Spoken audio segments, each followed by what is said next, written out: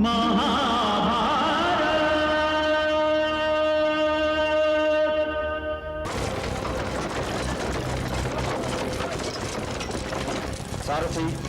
रथ रोको।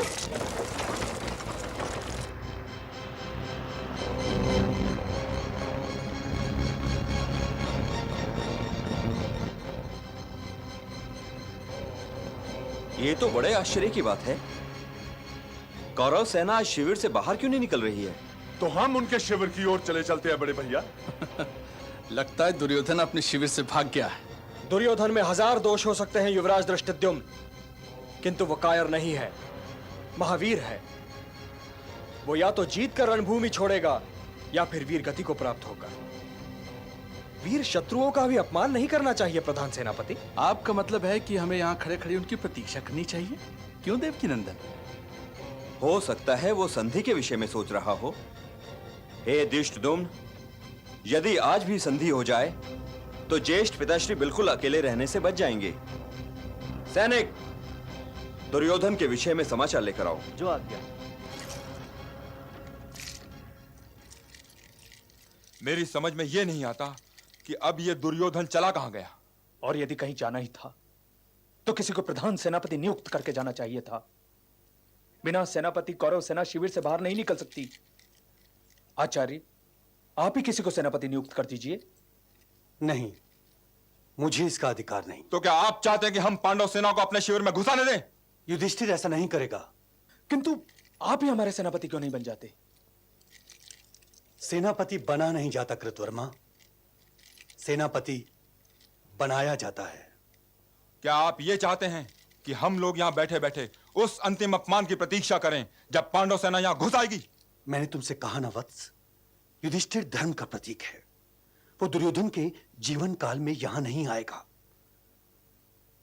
वो या तो वहीं रणभूमि में उसकी प्रतीक्षा करेगा या फिर वहां जाएगा जहां दुर्योधन है।